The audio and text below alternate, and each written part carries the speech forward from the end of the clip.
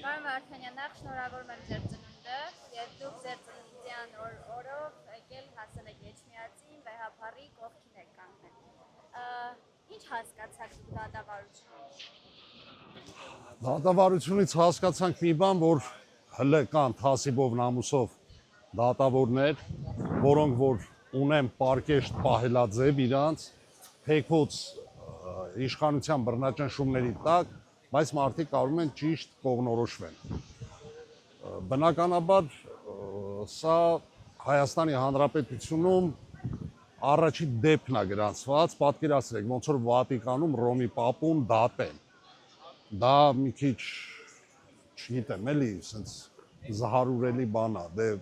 բնականաբար այս իշխանությունը ամեն ինչ պետք է անի, մենք ասում էինք մինչև ընտրությունները, որ այս իշխանությունը ամեն ինչ անելու է, կեղծելով անցնելու է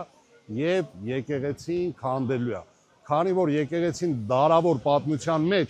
մենք գիտենք, եկեղեցին հայ ժողովրդին համախմբել է եւ հայ ժողովրդի դարդն ու ցավը ոչ որ պետականություն չենք ունեցել, հոգացել է եկեղեցին։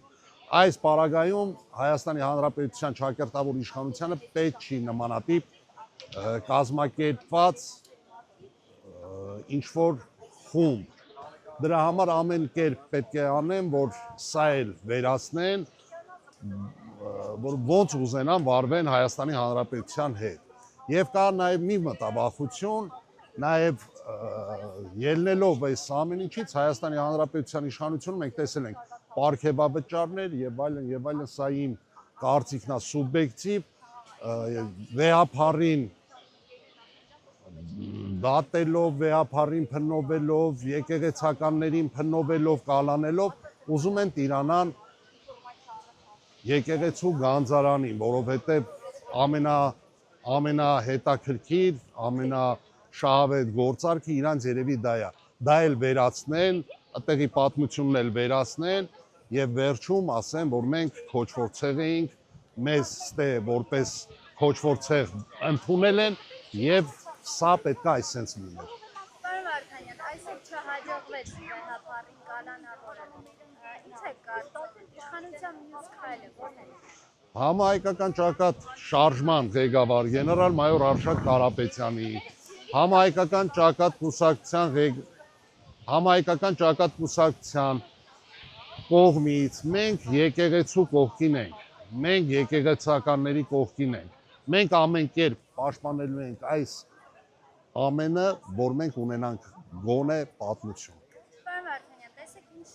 ինչ հետաքրքիր բան կա, նայեք, ընտրության ժամանակ ընդդիմությունը չմիավորվեց, բայց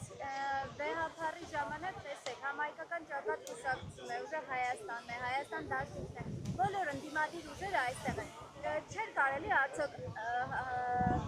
ընտրությունների ժամանակ միավորվել, որպեսզի այսօրվան չհասնի։ Ամեն ինչ հնարավոր էր, բայց մարդկանց ամբիցիաները, մարդկանց պատկերացումները, մարդկանց քայլերը չի համապատասխանում ընդհանուր։ Մենք հայ ենք, հայկական խիտ թիմային խաղ մենք չենք կարող խաղալ, որովհետև ամեն մեկը իր էգոն է նայում։ Մենք համահայկական ճակատ կուսակցությունը, համահայկական ճակատ շարժումը բազմիցս կոչ է արել, ասել է միավորվենք, միասնական հզոր ուժ սարքենք, այդ ուժով դիմադրենք Հայաստանի Հանրապետության չարիքին։ Այս պարագայում չարիքը Նիկոլ Փաշինյանն է։ Իր խմբակով, իր խմբակիցներով, իր թմակիցներով, չգիտեմ, ոնց ասեմ, աջակիցներով չարիքը Հայաստանի Հանրապետության գլխին նստած է։ Այն որ ասում են եռագլուխ պատերազմական կուսակցություն, իրանք դև են։ Դևը նստել է Հայաստանի Հանրապետության շնչին եւ բոլոր ճանապարհները փակում է։ Հայերի համար մեզի բերելու են հասցնենք կործանման այս մարդիկ։ Այս մարդիկ աշխատելա ոչ, ձև, շնորհք, պահվածք, հասարակ էթիկա, կուլտուրա չունեն։ Հասկանում եք, փողոցից դուրս եկած իշխանությունը այսօր եկել է ու ցելի մի դարավոր դարերի պատմություն ապրած աշխարհին քաղաքակրթություն սովորացրած ազգին ուզում է ղեկավարի։ Դա այդպես չի, դա չի կարող այդպես լինի։ Ես եմ շնորհակալ։